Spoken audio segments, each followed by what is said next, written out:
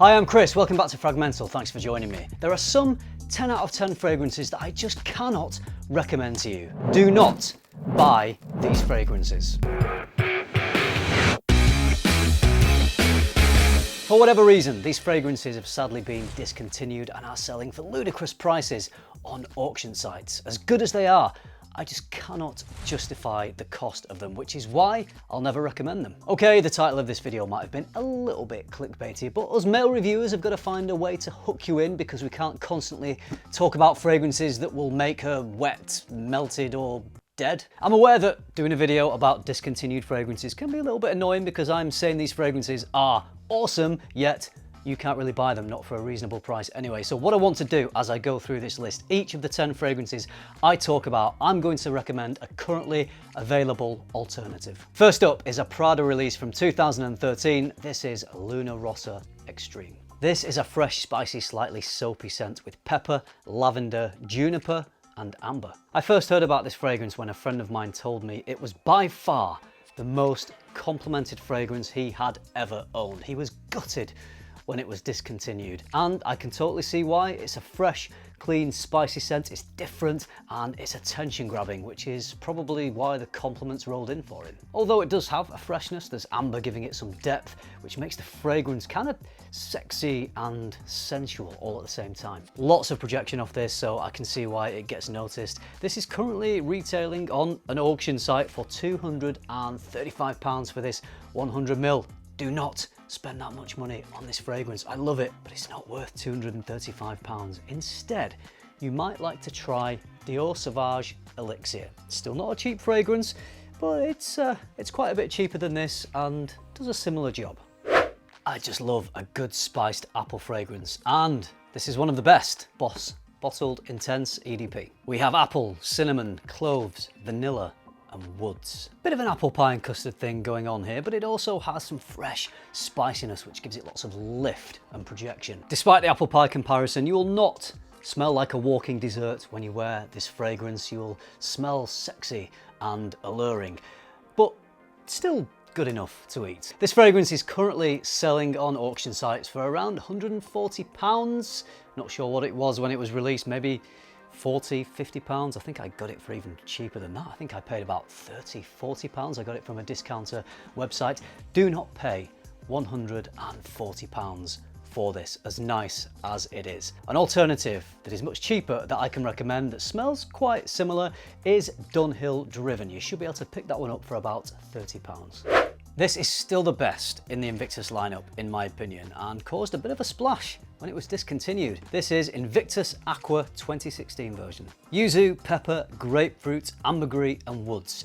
One of the best oceanic designer freshies ever created. A bold claim, indeed, but I'm standing by it. I think the key to why this one works so well is the perfect balance between the sweet bubblegum smell we get from the original Invictus DNA and the fresh, slightly sour yuzu and salty sea notes. I love contrasts like this in fragrances, sweet and sour. It's like when you go to a restaurant and you order food that you would never think would go together, but obviously the people who have prepared the food, they know what they're doing, and they put together two different flavors that will just create a taste sensation. It will excite and stimulate the taste buds. Fragrances like Invictus Aqua that have these contrasting elements, they stimulate the nostrils, and not only your nostrils, but they will stimulate the nostrils of everyone around you, because this is an incredibly mass appealing fragrance. The later version of Invictus Aqua that was released in 2018, I think it's in a slightly bluer bottle. That one is still good, but it definitely leans more into the sweetness and less of that really nice contrasting sour saltiness. Enjoyable, but not as enjoyable as this. I've seen this one selling on auction sites for between £120 and £150. Don't do it. Not at that price. Please do not spend that much money. I know it's a sought after discontinued fragrance. Maybe try something like Mont Blanc's Legend Spirit instead. It doesn't smell exactly the same, but it's along the same lines, and you should be able to find it for about £30. This 2019 banger from Armani has sadly recently been discontinued. I'm not sure why, it always seemed very popular. This is Armani Code Absolu. Fruits, spices, creamy vanilla, tonka, and a little bit of leather. It takes the creamy citrus DNA of Code, makes it even creamier and fruitier, but adds some leather, which gives it a deeper, more robust quality. Extremely easy to wear, very mass appealing, great projection. This is a really fun and sexy fragrance, really versatile as well, perfect for dates, nights out, casual wear, wearing in the office. I'm sure many of you still have this because it's only recently been discontinued. You've probably got quite a bit of juice in your bottles, but you're gonna have to make that last because it's just gonna get more and more difficult to find. If you're struggling to find this, don't pay silly prices. As an alternative, you could try Code EDP. I think at the moment that's probably my favorite of the ones that are available in the Code lineup. Obviously it has certain similarities, not quite exactly the same, but it still retains that incredibly mass appealing, sexy Code scent profile. Whilst we're talking about Armani Code fragrances, Armani are killing me here because they've also discontinued my favorite of all the Codes.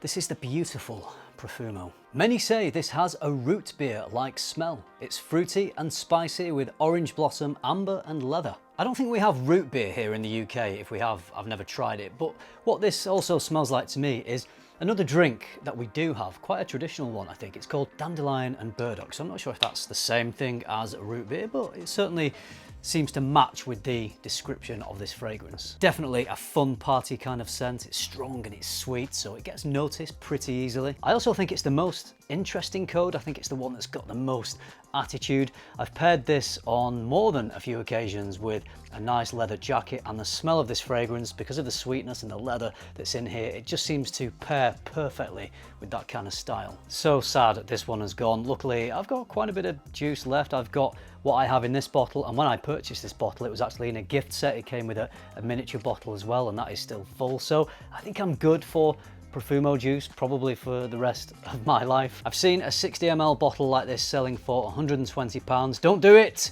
I know it's tempting. It's not worth that much. If you want something quite similar, maybe look at Mont Blanc Legend Night, although I think that one looks like it might be on its way out as well. It's tough following fragrances when they keep getting discontinued. I think it is still available in a few places for maybe around £30 to £40. So if you want to pick up Mont Blanc Legend Night, don't sleep on that one. If you love fragrance as much as I do, head over to my online store, luxparfum.co.uk. You'll find my favourite brands, plus brands you can't find anywhere else in the UK. Link is in the description.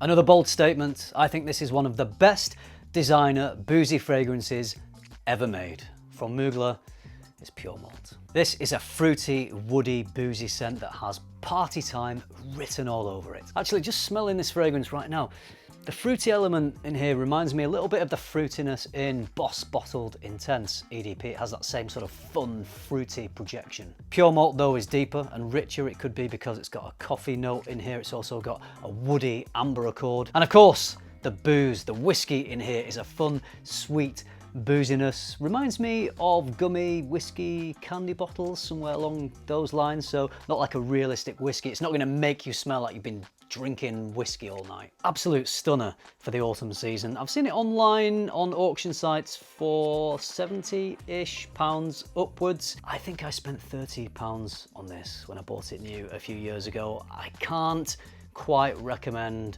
£70-ish, and I don't even know if that's for a full bottle anyway.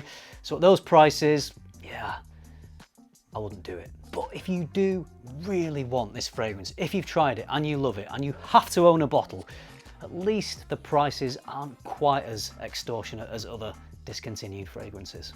Even more of a tragedy is one of my favourite all-time tobacco fragrances. It's Mugler again. Mugler are killing me again, like Armani. I think they've got something against me because they keep discontinuing some of my favourite fragrances. Pure Havane. Gorgeous tobacco honey scent, similarities to Xerjoff's Naxos, but without the bergamot and lavender.